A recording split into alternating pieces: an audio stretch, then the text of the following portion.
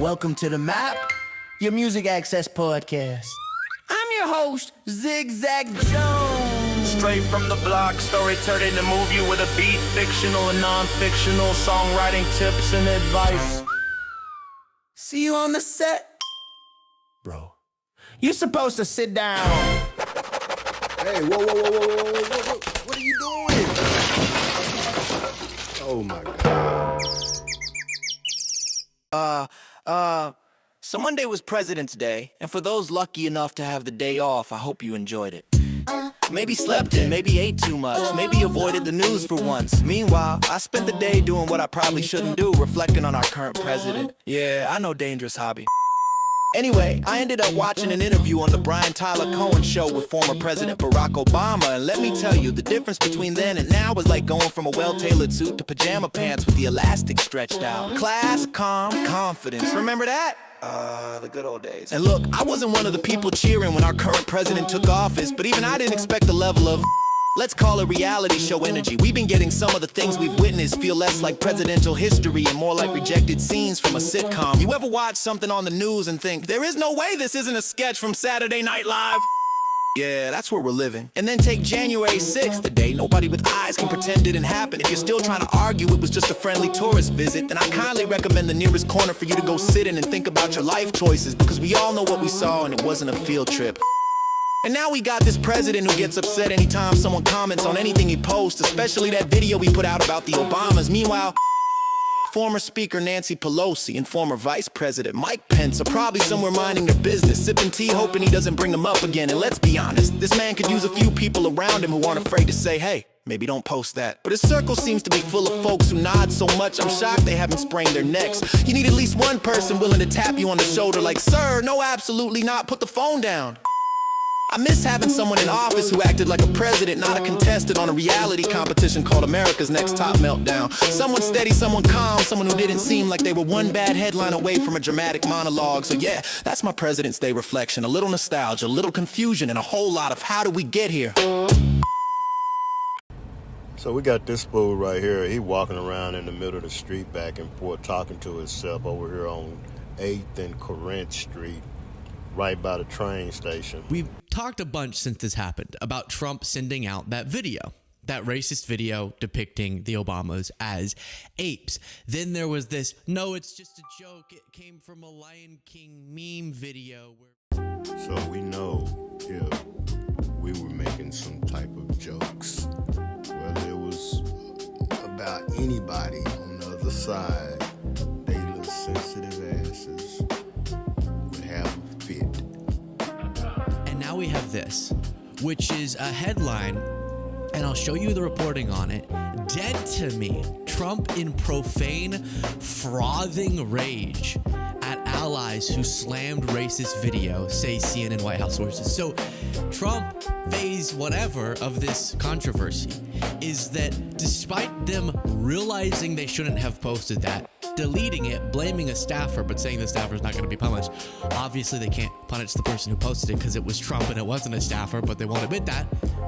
Now you have him so angry that anyone was disloyal enough to go, yeah, apes being depicted as the former president and first lady who are black, that is racist. Saying that is too disloyal. Trump's going to swear you out, cuss you out, and say you're dead to me. So here's the reporting where they talk about who he chose to call up and scream at for daring to identify this as what it was.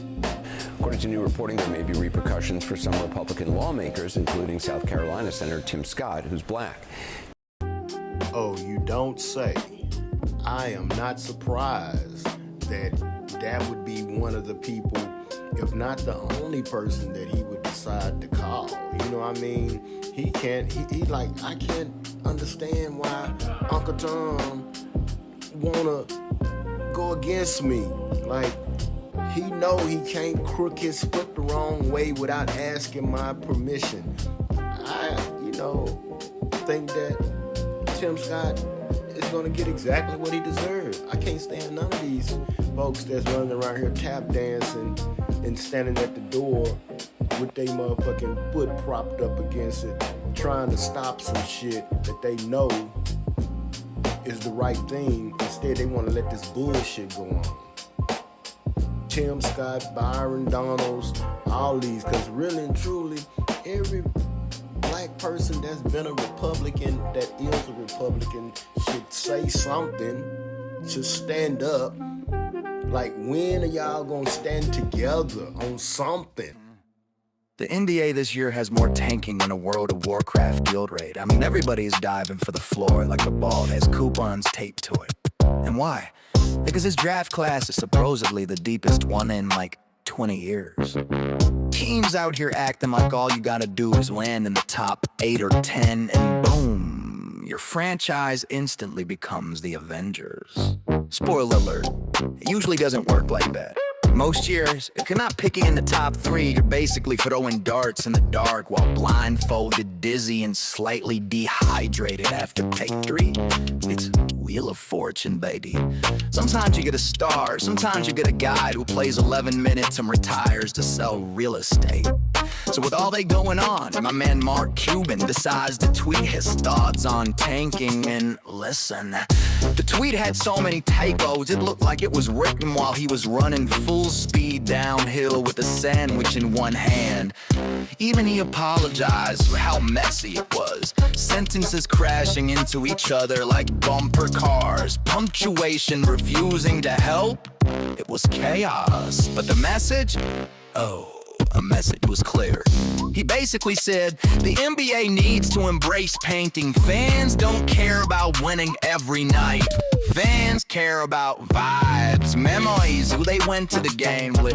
They don't remember the score. They remember that time they uncle spent $19 at the concession stand on nachos while crying. And honestly, he's kinda got a point. Cuban said fans know their team ain't winning every game. Half of them ain't winning any games. Only one team gets a ring. Everybody else gets to go home and say, we'll get them next year. What fans really want is hope. Hope that maybe, somehow, someway, their team will stumble across a superstar in the draft, like someone finding $20 in an old winter coat. Just thirsty. So according to Cuban, that's just strategic hope building. He even admitted the Mavericks didn't tank that often, just a few times over 23 years. But when they did, the fans were like, cool, as long as this eventually gets us Luka. And he's not wrong. But he flipped it and said tanking isn't even the problem. The real problem is parents out here trying to bring 3 kids to a game without needing a second mortgage. Jerseys cost more than car payments. Parking cost more than therapy. And y'all worried about tanking? Cuban basically ended with, tanking ain't the issue. Pricing people out of the arena is. And honestly, if your kid can't even get a jersey of their favorite player, nobody's thinking about draft lottery odds. They're thinking about how to explain why the team store wants $129.99 for a piece of fabric with a number on it.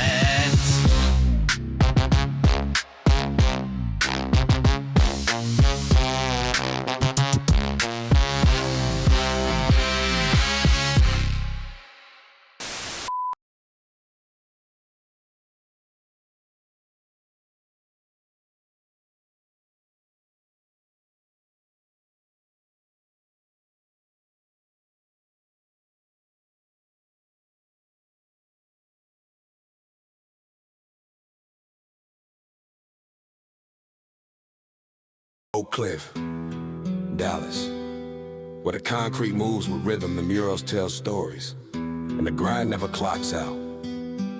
This is where Jimmy rolls through in his beat-up delivery van. Big dreams, small budget, and a heart full of hustle.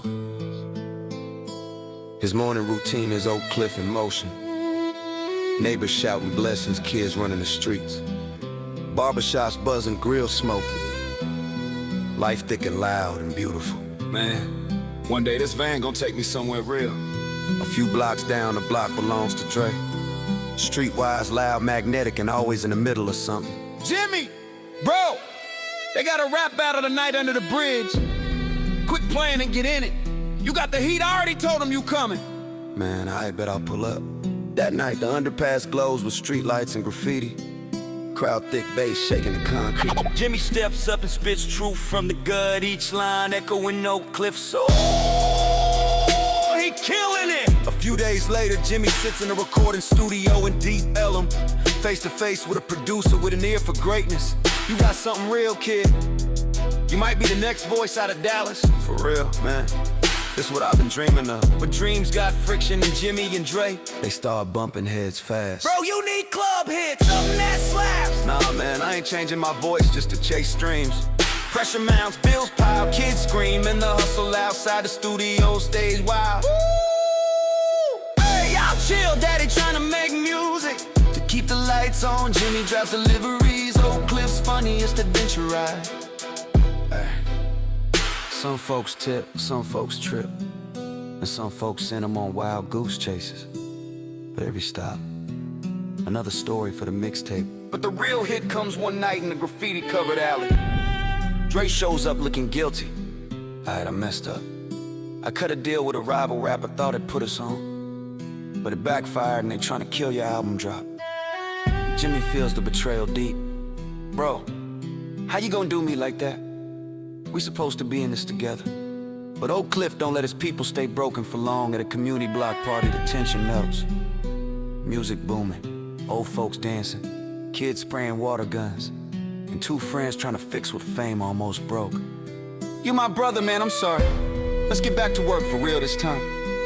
Yeah, let's finish what we started. Jimmy's album release night turns into a neighborhood celebration. Local artists performing, no G's nodding in approval, and Oak Cliff shining like a stage all its own. This one's for the Cliff. For everybody hustling, struggling, dreaming, grinding, and keeping it real. Let's go, Jimmy! Later that night, Jimmy and Dre cruised through Oak Cliff in a newly refurbished van. Clean paint, new speakers, dreams louder than the engine. The music pours out into the night, and the Dallas skyline glows like endless opportunity. This ain't just grind, ain't just music. This is the Oak Cliff hustle.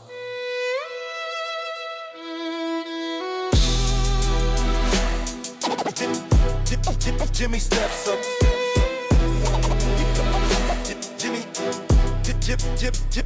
Jimmy steps up, steps up, steps up, steps up.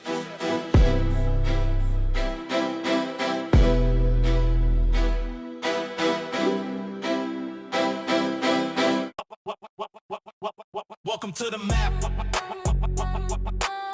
Your music access podcast. Welcome to the map. Welcome to the map. Welcome to the map with your host Zigzag Jones. Welcome to the map. Your music